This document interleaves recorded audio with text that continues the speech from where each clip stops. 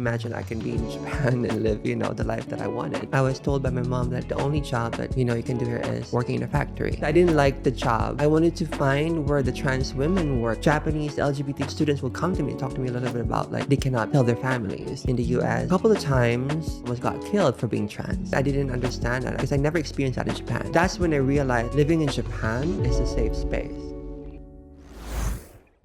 Hey there, and thank you for tuning in. We're excited to bring you another great conversation today. If you like the show and want to support us, please hit the subscribe button so we can keep bringing you great content week after week. And if you're feeling extra generous, give this video a like and share your thoughts and comments down below. Thank you so much. And now, let's get into it.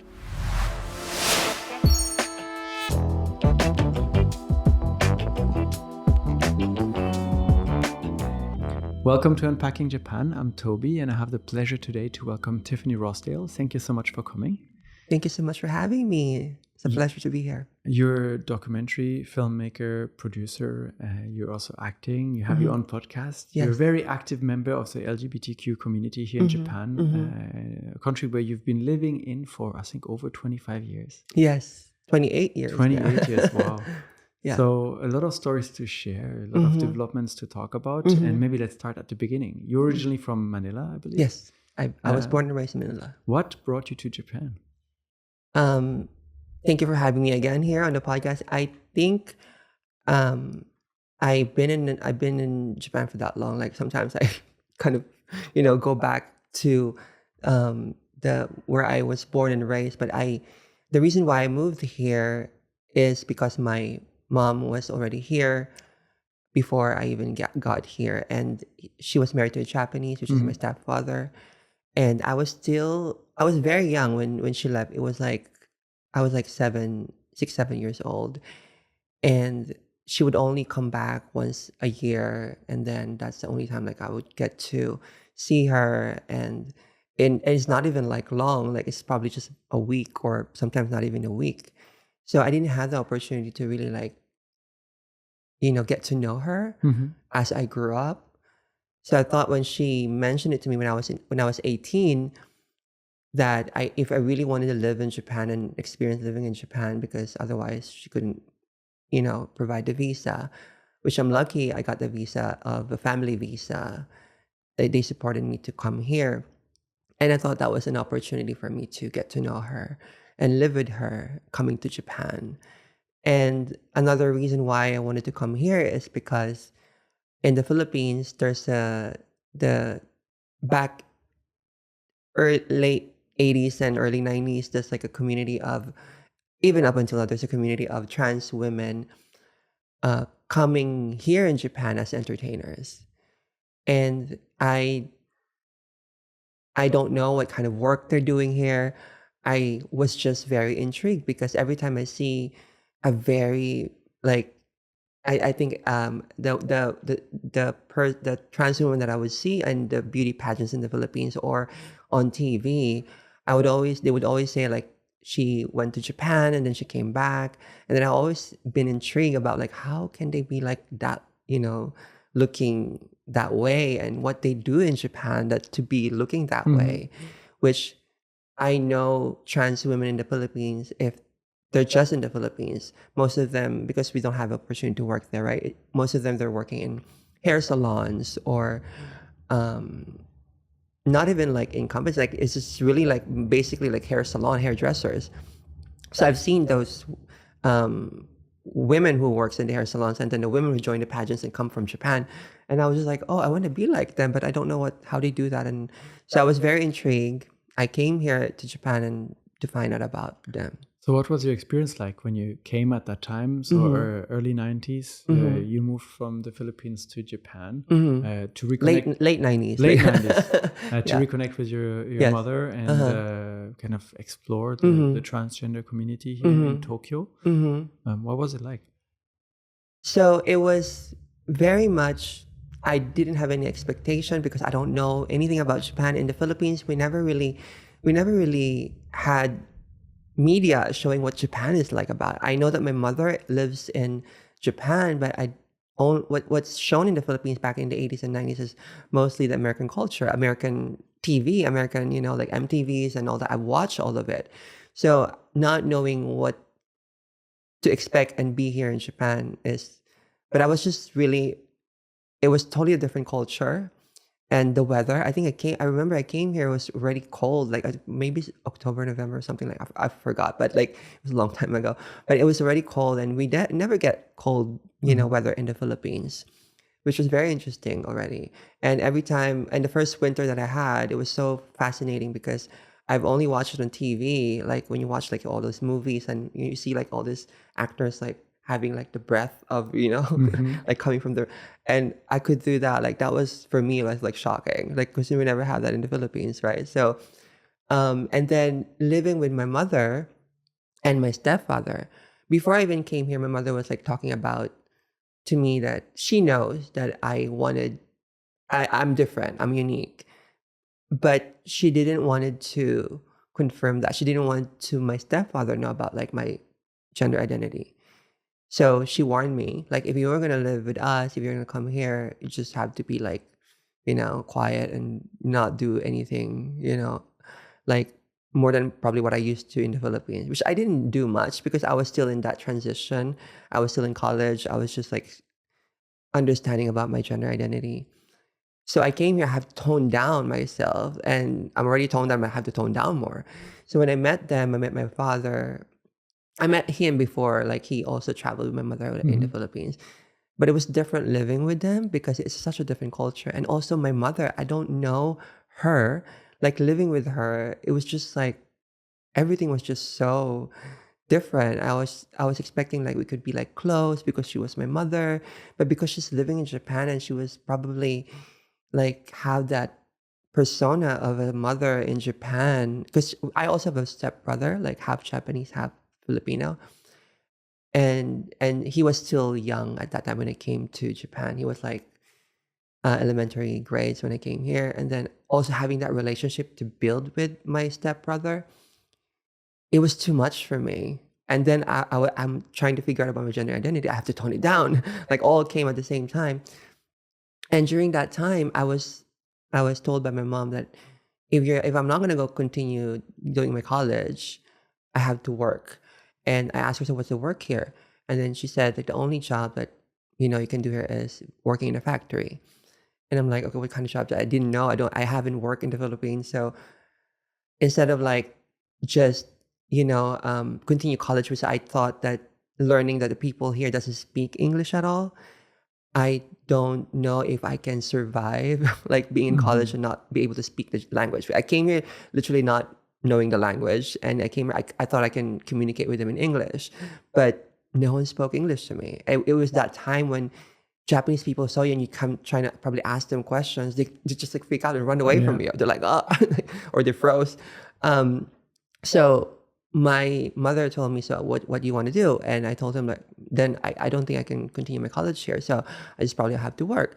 Then I worked with her. She worked at the same factory, and it was a factory for um, computers.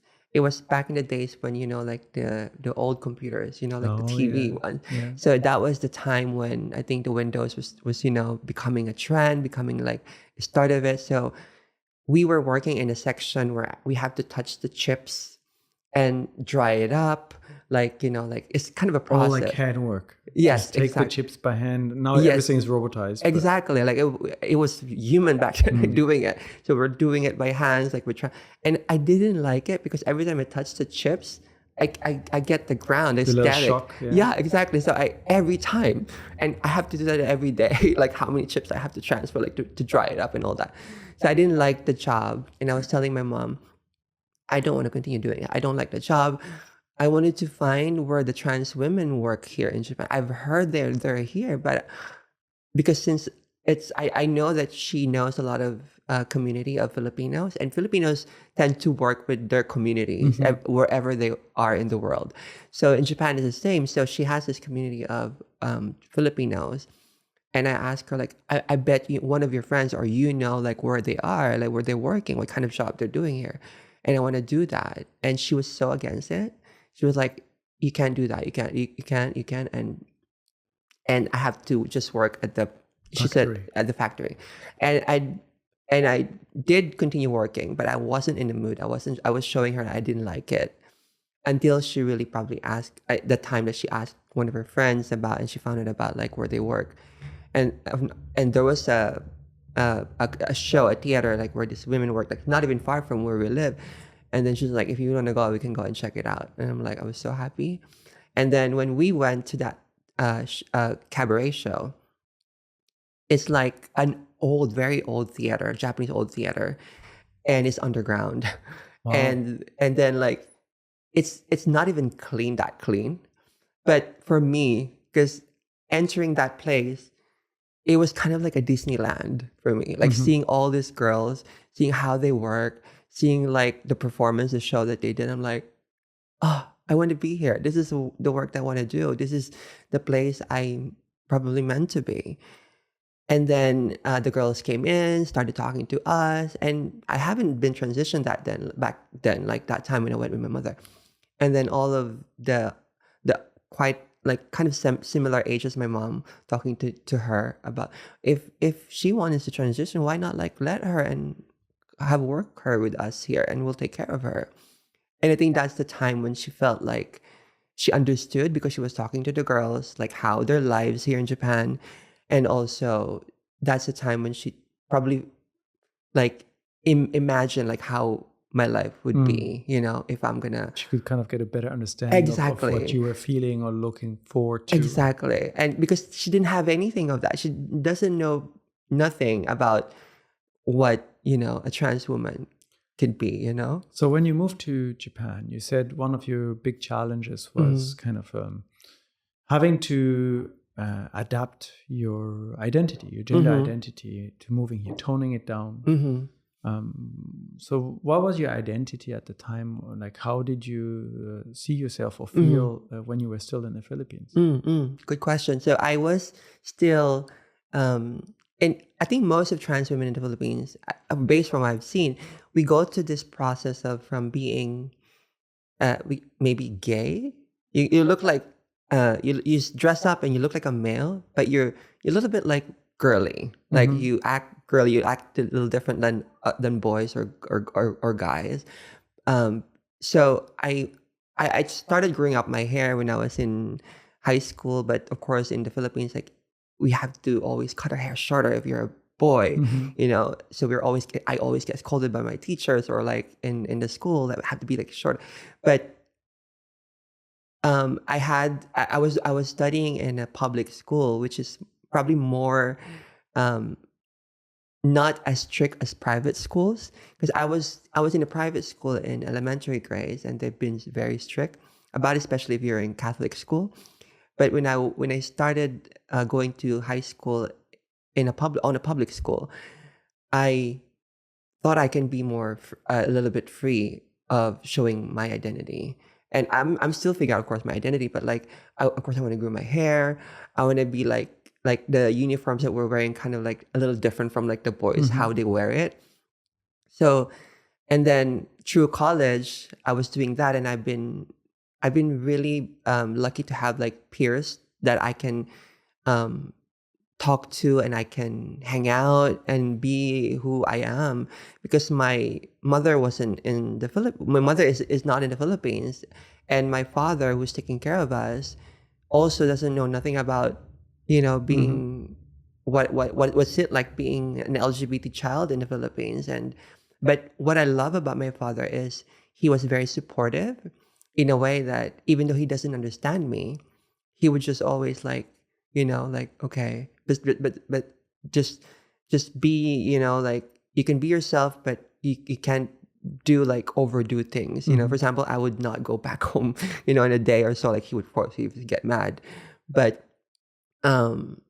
he wants to understand me, and I didn't get that from my mother, because of course she wasn't here and she was away. So so it was that process of understanding about myself, and also because I was dealing a lot of my family. My father and my mother they weren't married, and they've been separated for so many years, and I was also dealing with a lot of like family issues on top of like my gender identity. So I couldn't really figure out myself that quick. But I was lucky when I was in high school to find out this like like, kids like me, like I can see like, kind of like we resonate each other. So the when I found this peers, it was there were a group of dancers. So we perform in different, places. We join contests. So that became like my safe space for me rather than like my family. I'm quite curious about you mentioned like figuring out your identity. Mm-hmm. So I'm assuming that if you're figuring it out, the starting point is like a questioning. Mm-hmm. And I'm quite curious what starts this questioning. At what moment or what event or what situation were you in that you started realizing like, oh, maybe I'm different, or maybe I want to be different, and kind of how that came to be? That's a very good question. I think I've always had it when I was very small, like when I was like 4 or 5 years old. Of Oh, course, I didn't wow. remember most of it, but even during those times, I've always been acting differently from the way that other boys would act. And my family would see that. I saw pictures of me when I was 1, 2, 3 years old that my dad would bought me like all these superhero characters in costume for my birthday, and I was wearing Superman. I was wearing like a cowboy or whatever. Like, and looking at it, like when I became older, I was like, that's not me, like, and I. It's not just that. I think it's also seeing from school the other kids, like how the boys acted in school. I didn't see myself to them. I always felt connected with the girls, hanging out with them, talking to. So I've most of my friends in school actually were girls than boys. I felt like every time I go to a boy, I felt like, what should I talk to him, or what can I go with them? I never did any sports, so I don't like doing sports as well. During the time I was doing track and field when I was elementary, but that's it. I did volleyball, which is such a big sports for people like me, like trans or LGBT. They love doing volleyball as a sports. So I imagine also around the world, there's a lot of kids that maybe in situations like this, maybe they don't get along too well with boys, and boys don't get along too well with other boys and prefer to hang out with girls, and vice versa. What is it though that kind of makes you think, oh, maybe I'm a different gender, or I want to be a different gender, as opposed to just I'm just different from them. I don't like what they like, and I like what the girls like, and that's kind of it. Yeah, I think that during the time, because we didn't have any role models, I only, like I told you earlier, it was just people like me I saw in school. We didn't have role models in the media. We didn't have anyone that I can look up to, that I thought like, oh, that's me. And I think that only started when I was doing that, when we were joining the all this dance contest. And each dance contest that we go is like kind of a matsuri in every location, and they would host like a like dance contest, singing contest, and then this transgender beauty pageants. And that's when I saw like this trans women, and I thought like, oh, I can be like that. I want to be like that. Up until then, I didn't know anyone. I don't know any role model who I can be. So it was that's why I thought it took me really a while to really understand what I wanted to be, because I didn't have any role models I can look up to. And then eventually in Japan, you arrive at this underground club with your mom, and you see this community that is welcoming you. And that kind of really kickstarts a transition. So you have transitioned fully while being here in Japan. How was that? Is this a country where it's easy to do? What kind of complications have you faced? Thank you for asking that. I started a little bit of transition when I was in college. So in college in the Philippines, like all this older trans, I would not say trans, they're probably gay or trans. I don't know how they labeled it back in the days, but they would give us like pills, and that's the hormones. Hormone pills. Yes. Okay. So I would get sometimes from them. I would take them. So that's when I started to look like, oh, I feel different if I take a pill. So I did that, but not like to the extent I would buy it. Like I would just receive from them, and I would take some pills as a hormone therapy. But it really just, like what I said, like it really all started when I came here and knowing the girls, and they walked me through, like, this is the clinic that you can go for hormone therapy. This is the place you can buy your makeups and your shoes, because um my sizes are quite bigger. Like for example, the shoes, like it's not easy to find in Japan, especially back during that time. And like and Japanese are very either they're like small or like thin. So it wasn't easy to find like clothes for women as on my size. So they would give me all these advices, and I actually went with my mom, like to buy the clothes that I needed for the cabaret being hosting. So they don't put you right on spot on the show as performer. So they would train you. They would put you like the girls will teach you like how to communicate with the guests, like like the clients, and they would show you like how they do the show. And every time through that process, I didn't even had the chance to like walk in heels. So that's the first time I walk in heels in the Philippines. I didn't have that opportunity, right? So everything was a learning process. And that's what I love about the Filipino community. They really help you. I really learned a lot from them. They're very generous about like helping you in your transition, which I really appreciate a lot. Though, because it's such a small community, there's so much drama, and Filipinos love drama, and I didn't want to be part of like the drama that they wanted to intend, because they found out that I don't have to go back to the Philippines, because all these girls, they would come in Japan only for 3 months or 6 months as a limited entertainment visa. And then they would go back to the Philippines. And sometimes they wouldn't even able to come back. So when they found out that my visa was so rare, like they would see like, she cannot like go back, and she doesn't have to go back. She has to work here like all the time she wanted. Like, so some of the girls, like, I felt like they didn't attack me, but it's kind of like they didn't want me to be there. It's a competition too, like having clients, right? So they didn't want me to, Because you have the advantage of being always there and kind of have more regulars. Exactly. So they think like I was a threat.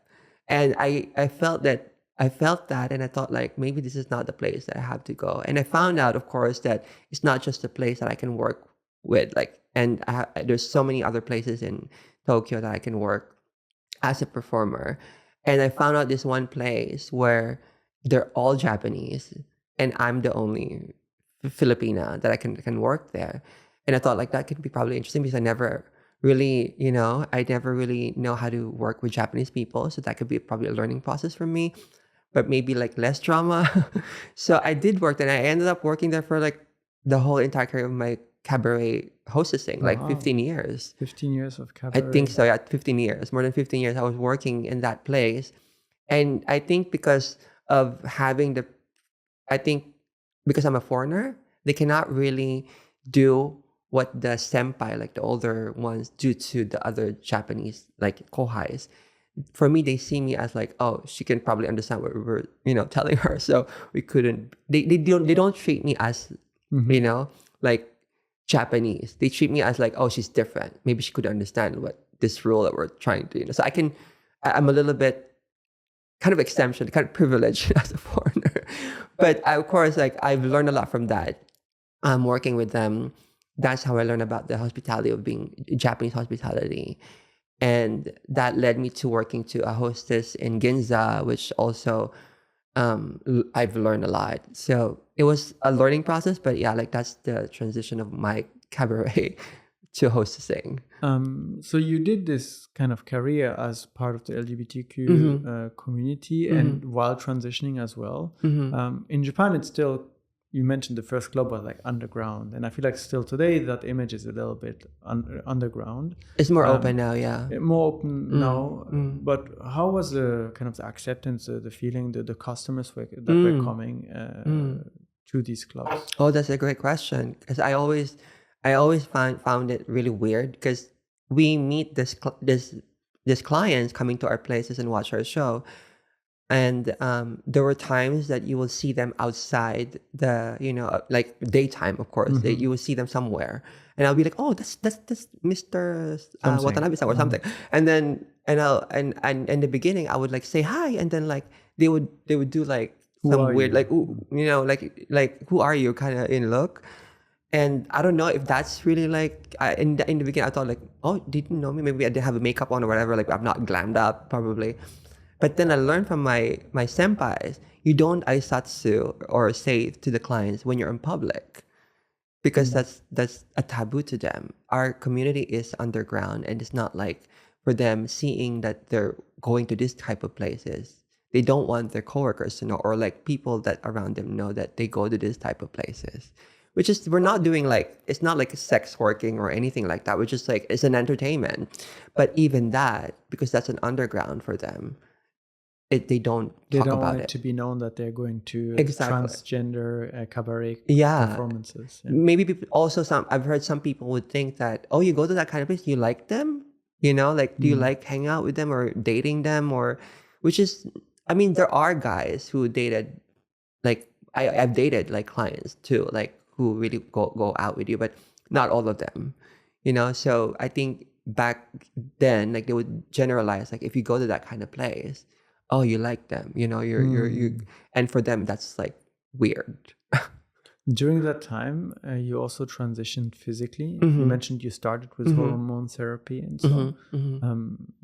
Physically transitioning is a big step, but also in a country where it's quite taboo. Is that even possible normally? What kind of processes did you have to go through here? In Japan, right? So I started with the hormone therapy, and um, back in the day, like all the LGBT, like FTM or MTF, male to female, female to male, they would go to this particular clinic in Asakusa. I remember Asakusa, and we have to go all the way to Asakusa to go to that clinic because that clinic provides It's only one clinic. only one clinic. Yeah, and we have to go there every time.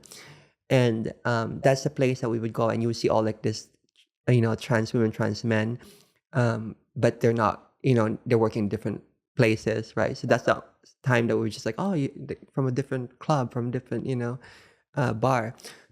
So that's the one place. And then because over time, we get paid good working as a entertainer, cabaret performer. So I get to save money. And when I started saving money, I thought about like, I should enhance myself. Like I did my rhinoplasty, which is my nose surgery, and also my breast implants. And I went back to the Philippines to do that because in Japan they didn't have cosmetic surgery that much yet back during that time, and it's not that big. And then I came back again, and then after that I saved money again to do my full transition, which I did in Thailand. There was a surgeon in Japan who's doing um, this Procedure? yes, but it's underground. He's not supposed to do it. It's illegal. But most of the girls would go to him, and he's Japanese. Most of the girls would go to him and do the surgery. But I wasn't confident to do with him. Underground. Yeah. Exactly. So I've did my research to ask more girls where they did their surgeries and all that. Like, and I would hear a lot from Thailand, and I've been to Thailand to travel a little bit just to know like what kind of country. I've never been to Thailand, so I did travel with my ex-boyfriend. He took me, and then we were looking around Thailand, and I was like, oh, fascinating country. It's like totally different from Japan and the Philippines, and you see more trans women there, like exposed like on public, like um and I found out that there's more cosmetic surgeons in Thailand doing this, the sexual reassignment surgeries. And I asked the girls which doctors or surgeon they would go, until I really found the one that I thought like, oh, maybe I'll be okay and confident with this doctor, and I went with him. So that reassignment surgery in Japan today is still illegal. I think it's still illegal. I don't know if they can have. I never heard that someone did it here that they did it legally, like a surgeon. So what happens then? You completely transition. You do this overseas and you come back. Legally, administratively speaking, for example, you have your passport, you have your residence card, and it says your gender. How was it for you to kind of adjust those after? Good question. It was because the in the Philippines, by the way, we don't have a law that we can change our gender mark. Unlike Japan, if you went to the with the sexual reassignment surgery and you go to a clinic and the therapist like sign up and everything that you're okay, you can legally change your gender mark to female. or opposite, like male, if you're FTM. In the Philippines, you can't do that. So my even up until now, because I still have a Filipino passport, my gender mark is still male. So when I was traveling in America, um, getting a visa from Japan to go to America is easy than going from Philippines to go to America.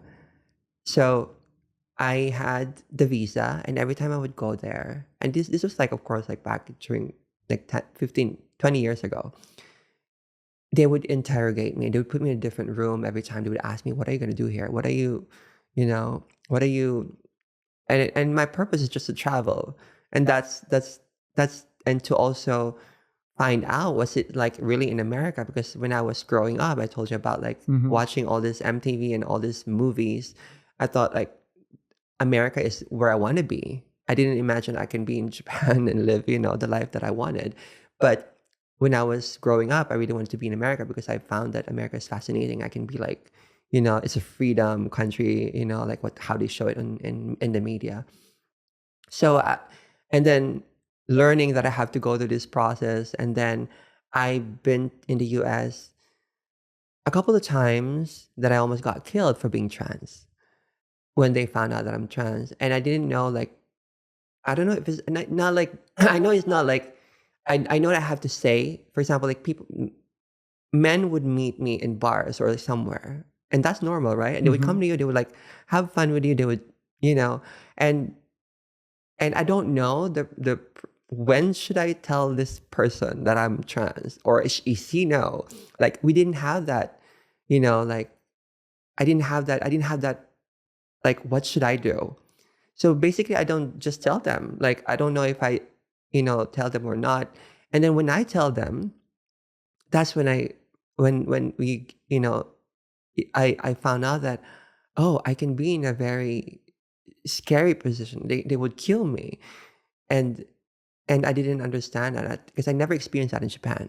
So I was going to ask, what was your experience in like here in Japan after Mm-hmm. you had completed your Mm-hmm. transition and you would go out and meet men Mm-hmm. at bars Mm-hmm. and tell them you were Mm-hmm. transitioned? Yes, I did that too in Japan, and that's the thing. Every time I did it in Japan, nothing happened to me. Of course, I would get rejected from time to time. Or they would be like, "Oh, I didn't know," but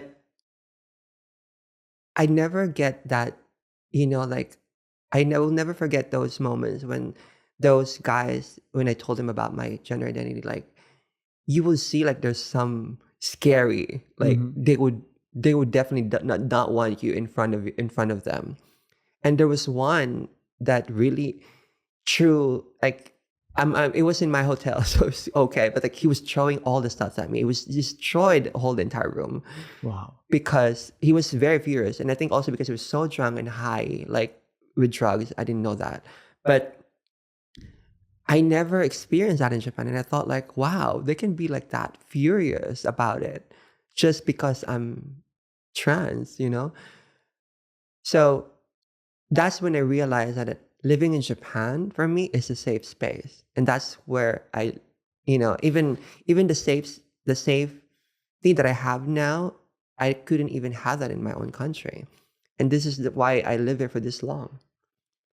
15 years in the cabaret club. Mm-hmm. Eventually, you leave and you leave the nightlife industry, Mm-hmm. sort of, to move on to other projects. What made you change? What made you kind of step outside of this transgender cabaret, which was the community that you were always looking up to growing up in the Philippines and that you had been striving to join when you moved to Japan? Very great question. I I thought like that was already like maybe this is just my career the whole time. But then over time, being there for 15 years, seeing myself every night, doing the same thing, it became like uh how do you say it? It became like a process that this is what I have to do. I do my makeup, I do like meet the client, blah blah. Like it's just the same cycle every time. And of course you get tired of it. Um you meet different people, which is good, but sometimes you have to meet the same person or same client because it's it's it's it's when you're having hostessing and also this kind of places, you're building relationships with people, Japanese people. So sometimes you run out of like conversation, like because you see them every time and they would like to see you every time. And I never imagined that I could do other things besides what I'm doing. I thought that of course, I thought that time that this is such an amazing opportunity that I couldn't have in the Philippines to work and be paid of what I'm doing. Because in the Philippines, you know, during that time, what I've heard, a lot of women, a lot of trans women, they would be like doing sex working, which I didn't want to do. I have respect for girls who can do that, but it wasn't for me. And even when I was in Japan, there was so many um like those communities like reaching out to me, like if you want to be part of us, like doing sex working, and some are like even porn, which I'm glad I didn't, because otherwise like the documentary I'm doing now is not going to make sense, right? But I respect them, and I think for us during the time, that's the only career that we can have, like doing cabaret, sex working, and we don't have any other choice. So seeing that, I think I found out that I can do more when I started after I did my fully transition. And then I came back and I told them, since I'm fully transitioned, I can be a woman. I don't have to tell everyone like I'm a trans woman, or I work in a cabaret. So I did a persona. Like I wanted to be one part of career I want to do is to be a model, and I did modeling in Japan, but I didn't go to an agency. And I probably know in Japan we don't have like like all the foreigners doesn't have like a particular agency. You can be like a free freelancer. And I was doing that. And through my connections, I would get jobs. But I never tell them I'm trans. I never told them that, I'm a trans woman so I can get the jobs. And I was even careful because if they found out, I don't think I will get the job. So I was doing that. And that's when the time I learned like, oh, if I can do this, I think I can do more, not just like a cabaret, not just modeling. And then I started going, because part of me like being an entertainer, I thought like doing an event. So I started doing events in Tokyo, and while I'm doing the cabaret on the side, and hostessing. And the event is where it connected me, and I get to learn more about the expat community in Tokyo, get to know more people, and then I get to know their careers. And I was like, oh, I can do this, I can do that, I can. So it gave me more idea. Kind of breaking out a little bit from the Filipino community, from the transgender community, into just Tokyo. Exactly. So, and I didn't know like there's so much of an expat community, like different nationalities in Tokyo, until I was doing event organizing and connecting with all these people. So, and I thought like, oh, I can be a DJ, and I started DJing. I can be like this, I can do this. So, um, I think a lot of girls like me, especially Japanese, trans or LGBT, it's what our minds is usually just excuse me, like they think that this is the only There's no opportunity other or work. opportunity. Yeah, there's no other choice that we have. And I'm glad now it's been changing. I'm seeing representations in companies or small companies or different, or a bar, or like I mean like a cafe or something, like a restaurant. But before, during my time, I didn't see anyone out around. And so for the last few years, you've been working on this big documentary series, We Exist. Yes. Which you're also doing collaboration with Felicity, who was on the podcast a few months ago. Can you tell me about this project and kind of what you're trying to do with it? Thank you. So yeah, We Exist came from a conversation that I had with Felicity, and I don't know anything about the film community in Japan. When I started being an actor, that's when I get to know some in Tokyo, but it broadens me to get to know more of the community, not just in Tokyo, but also in Osaka and Kyoto, that there are people who do that like this work. And while I was doing my podcast, the Breakfast with Tiffany show podcast, and I interviewed Felicity there as well. And then we had the moment of like talking about, if you're doing this kind of work, activism for the community, why not make it into like a film? And I never thought about like films. And I was like, I can do that. And then she's like, I have already connections with people. I already know people who we can interview. That's already a good start. and the rest I just have to like let her work on the film side because I don't know nothing about films, right? So um and it worked, and I never thought that it would work that way. And I think over time I was doing my podcast is already 5 years now, so it really trained me a lot by interviewing a lot of people to be confident, because my podcast is mainly focused on audio. It's not like a video. So audio and videos are Quite different, different, right? yeah. Like in the feeling that you'll get, it's totally different. The confidence that you have to have. And I felt confident. It came the right timing when we start talking about this. I was really confident already in cameras. Then, like it all just went smooth, like finding the right people to help us, you know, um, build the documentary. And we were lucky that we were able to get this one transgender woman in um, Ehime, Yes. who's very active, and I really resonate with her a lot because she used to be also a cabaret performer like me. And when we chatted off camera, like it was just so much of a connection. And now learning about her work, that you can be a politician in Japan, and from being a cabaret performer too, which is such a big different step for her. Former trans woman cabaret performer into politician Yes. in Ehime Prefecture. Right. So with this documentary series, you find those people, you interview them, and you kind of share their perspective on being part of the LGBTQ community here in Japan, and what's it like? What's your impression overall? How is this community evolving? What kind of challenges are people facing, and maybe what kind of improvements are also happening? Thank you for that question. I think that it really taught me a lot that our community, even in Japan, like our community, I mean, I say our community, LGBT community, everyone, we're all separated.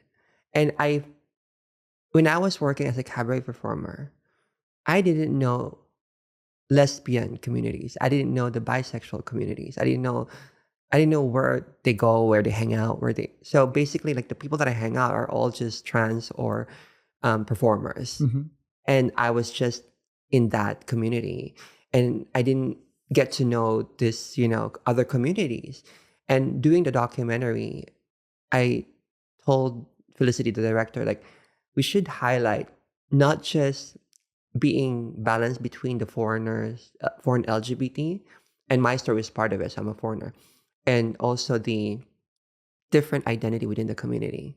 Because if we focus on just transgender, because I'm transgender, I don't think it's fair for gay or like the lesbians or other, like, just to, not give them, uh, I think I was thinking basically like we should be all together helping each other, not like we're all separated. Because I'm trans, I'm just going to do only a trans documentary. I don't think it's that, because I think what we are all fighting for is the same. And we should be all together to be able to raise more awareness about our community. What you're all fighting for is the same. Yes. You just mentioned. What is this that you're fighting for? How would you define it? Great question. We're fighting for our rights to be such just as other people, are fighting. Like to basically have, as a human being, living a life, a safe life, a life that you don't have to think about, like, especially like experiencing it now, like after doing the documentary, learning about all these things, I thought that I have a right to speak up about, because I'm paying, for example, my insurance. I have the right to speak about. So I'm gonna share this story. I'm just gonna share this. So there's this one moment that I thought like, wow, this is not really fair, because I'm paying for my health insurance. And in Japan, what I love about the health insurance is amazing. The insurance is amazing because they treat you well. Like they treat you not like you're poor or you're rich. You're a patient with a problem first, and they want to take Exactly. care of it. Like in the Philippines, that wouldn't happen. Even though you're going to a private hospital or private clinic, they would still treat you like a poor, which is so. Philippines is another thing that I don't want to like compare it to Japan, but in Japan, they have such amazing insurance that I thought I can have that privilege. So, like I told you, I have my breast implants. So I thought like I can have that check up like a mammogram, because every year in Japan, they would send you a notice that you can have all these free checkups and go to these clinics, specific For the yearly clinics. health check. Exactly. And like a yearly checkup. And I think it also depends on your age bracket. If you're, and I think I saw it started like when I was in my 40s, and they included a mammogram. I'm like, oh, okay, I can have a mammogram. Then I should book it. And I booked my mammogram for one of the clinics. And they were okay. They accepted me through phone.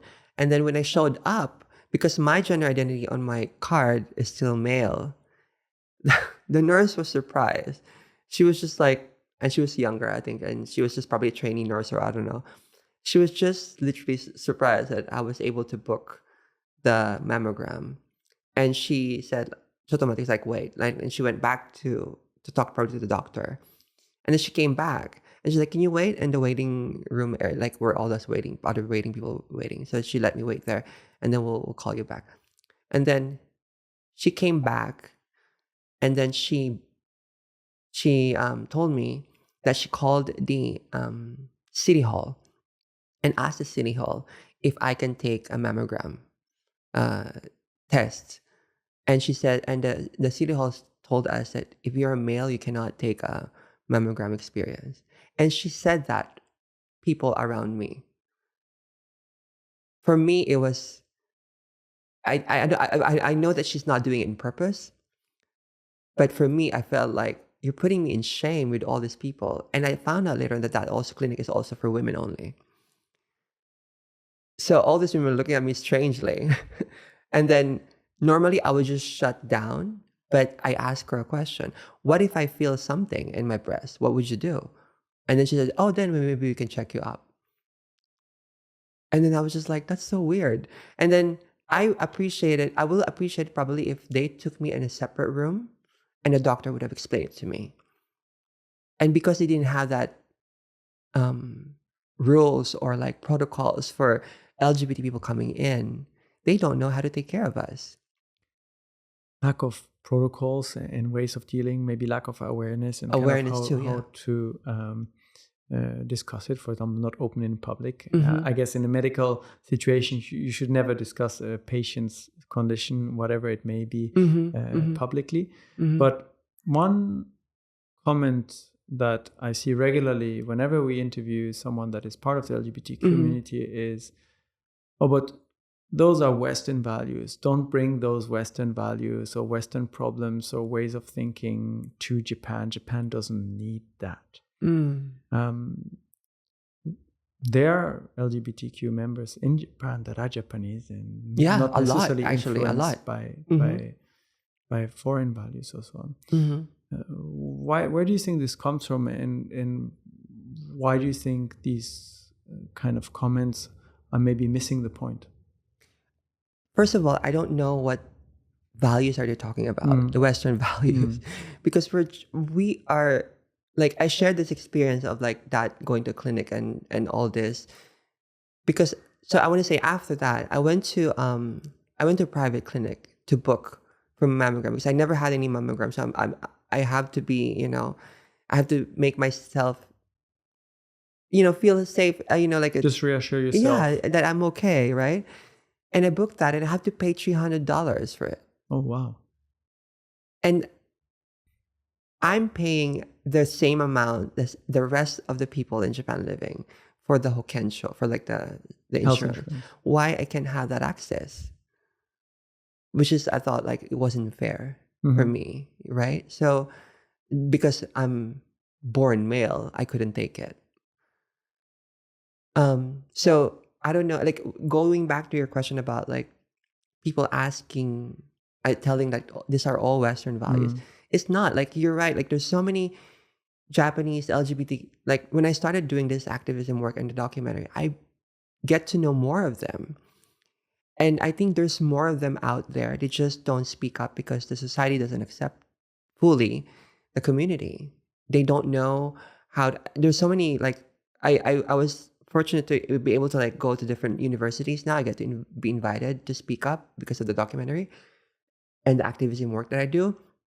But going to all these Japanese universities, there were some students will come to me and talk to me a little bit about like how they felt about they cannot tell their families. They cannot fully open, like should they do? We don't have any communities in our school or in our campus. like finding a community in Japan is not easy for the LGBT community. It's difficult. Yeah. There's a lot of challenges. You mentioned Mhm. some technical Mhm. challenges, such as you cannot. There's no like neutral gender on the residence card or passport. Mhm. You cannot have certain surgeries here. It's not yet allowed. Mhm. But there are some changes Mhm. through activism like yours. What are some of the positive developments you've seen in Mhm. the last few years Mhm. that makes you feel like, okay, there are some things that are moving, there are some things Mhm. that are happening, and Mhm. maybe we will get Mhm. those rights that you said Mhm. you're fighting for. Thank you for that question. Yeah, I really think there's so much of a difference. Um, the changes now I'm seeing is a lot of every time I would watch like an influencer or a YouTube channel of an LGBT person in Japan, I would feel like not just in Japan also, but around the world, I would feel like, oh wow, like this wasn't the time when when I started my transition going to all this. I never see these people. Like now there's more of us in the media. There's more I see representation in different location, in different, companies.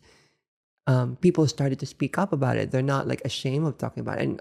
And now also like not every year I would go to Tokyo Pride, but this past since COVID, like this past several years, I've seen the amount of people like would go. I don't know if they're part of the community or Mhm. they're just allies or they're part of the community because it's not out. They want to be there. But the amount of people that goes there every year like just adds up. So these are massive um, changes that I've seen, which I'd never seen before, that they're openly talking about it. And that's also one reason why I started my activism and talking about my experience, my own live experience, because not many trans women who is a foreigner that lives in Japan also speaking about their experience. And I thought that was an opportunity for me to speak up and hopefully like them seeing me like doing this work, they would start to speak up about their experience as well because we all have different experiences, not the same. So becoming the kind of role model you were saying that when you were in school in the Mm. Philippines, you didn't have because there was not Yes. that visibility. Mm-hmm. Where has your activism led you? You've been talking to public officials, you've Mm-hmm. interviewed members of the community. What were some of these impactful moments for you? Oh, really good question. I think the impactful moments for me are like the although I said, like we had like our own lived experiences, there are stories that each of one of us that we shared resonate with us within us. And I always felt like that empowers me to continue to do the work that I do and also inspired by the work that other, like for example, like this transgender woman who became a politician. Mhm. I really like loved, even though like like learning, of course, like she's telling me all like the behind the scenes, not just being, in front of the camera, like, like getting to know like what she goes through and she shares that to me. Like I think it also empowers me to do more for the community, not just I know that what I'm doing now is probably just a little bit of, hopefully like can contribute to to having more awareness for the Mhm. community. But yeah, I think every time I meet someone from the community who's vocal about it, it empowers me. The We Exist documentary is like Mm-hmm. an ongoing series. You're still Mm-hmm. working on this. Mm-hmm. You've now left the cabaret world, Mm-hmm. and you mentioned you have a lot of projects that are Yeah. happening. Mm-hmm. What are some of the big things that you're working on at the moment that maybe we can expect to Mm. see coming out maybe Thank soon? you. Thank you for asking that. The podcast that I've been doing, Breakfast with Tiffany show podcast, it's been 5 years, and I want to continue doing this because I get to really interview people not just from Japan, living in Japan, but also internationally. Mhm. And I think I really learned from, especially from the US, from Europe, like activists from Europe, like prominent people from the US who's been doing the work like more than, everyone. I think it also kind of teaches me a lot what to what actions we can do in Japan or what actions I can share to the community here in Japan. So yeah, that's one. The breakfast, I will definitely continue doing that. Although it's not easy because that's a weekly episode that I have to do. The Weeks documentary, after we released the first episode, we thought that just after one episode we're done.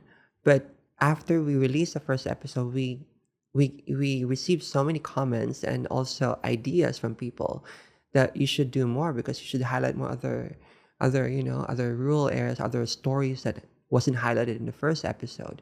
So the second episode we finished filming, where it's on now, like doing for the editing and post production, and we're releasing the second episode talking about the family, which I think is so important because all our story starts with family, not just being an LGBTQ, right? So that's the focus, to share the stories. We get to interview one from Osaka, who is a gay couple, and they're living with their mother and father, which Wow. is really interesting to hear from a Japanese. I mean, like in the Philippines or other countries, you probably think like that's probably like, yeah, it could possible, but in Japan, to live with their families, it's such a unique story that we thought we need to highlight. So then the Japanese people who's going to look at it like, oh, we can live with our families. So a lot of them, they tend to go away from their families because they think it's not a safe space. But there are LGBT who can live with their families.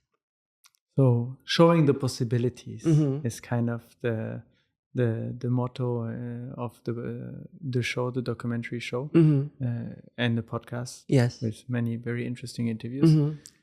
You said that learning from what people around the world are doing is kind of showing you a little bit what you can do here in Japan. And what are some of these activities that you're organizing and that you're working on in Japan to maybe get people to think about all of this and maybe be open-minded towards the LGBTQ community? Beautiful question. Thank you. Before that, before I answer that, I also, part of it, like being an actor, I did one film, major film, that is still not released. I'm waiting for that to come out because that film focused on the nightlife industry, like, which is the underground scene in Japan, where I got to share my experience live as a nightlife, being in the nightlife industry. So that role that I am portraying was a mama-san in a nightclub, and I was taking care of the girls and all that, but I was a transgender woman. So I think to be able to share that story and also my experience to be part of the film is, I think, will open also people's understanding about not just me being a transgender, but also the underground scene of the nightlife in Japan that not usually not talk You about, don't not so much, yeah. Exactly. So I'm waiting for that film to come out so they can see, like, um, I think also it's important to have representation in the film and media, which I started being an actor in Japan, but I still don't get any jobs of being being part of a film. I would get like auditions like rarely. Like, for example, in one year I'll probably get like 3 or 4, and I hope that would change in this coming years, because I think that's what's happening in the US, right? We see so many representations now in the film and media, and even in Europe, but we always get to get that later. In Japan, it's a little bit behind, but I think we will get there. It's just a matter of time. So about the question of What actions? what actions I've been doing, like getting to be invited to different small events, corporate events, the universities. I think it gives me more understanding about if I meet someone from the community, what their struggles or what their challenges in their spaces. I get to understand that more, and I could bring that to share that to my platforms like the podcast and the documentary. So I will definitely could continue doing that in a way, and also like going to different communities that I haven't been. For example, there's this community in Tokyo now focused on ballrooms. Oh, we talked to Kinshasa recently. Oh, He okay, was yeah. on the So pod. I've never been in ballrooms, so I want to understand their community. I've been able to connect with some of them through the panel discussions or events that I've been with them, but I've never really been in the event. So I think to be able to go to different communities and like just, like understand like what, it all goes back to what I want to be like. We have to be all together, not separate. I don't want everyone because you're in ballroom, you're just like all just a ballroom community. If you're a drag community, it's just a drag community scene. I don't want that. Like I want everyone to be like all together and helping each other. Tiffany, thank you so much for sharing all your stories and becoming the role model you didn't have maybe when you were growing up. Do you feel like we covered it pretty well, or is there maybe something that you would have liked to talk about today that we didn't get into or I didn't ask you about? I think we pretty much covered everything. And again, thank you so much for having me. It's such a pleasure being here and using your platform to share our stories. I think it's so important to bring these stories more. And again, like everyone has their own story in their own unique way. My story is just like one little part of everyone that I always wanted to share. And I'm always an open book. And if your viewers or people that watch the show regularly, I've been one of them, like watching it consistently. If they have any questions, if they have any comments about like, about the community in Japan, I'm open to like, I'm sure you're going to share all the links, and I'm open to having, discussions and also more opportunities to share our voices and stories. Thank you, Tiffany. Thank you so much. Thank you everyone for listening and watching. This was Unpacking Japan, and we'll be back in the next episode. Bye.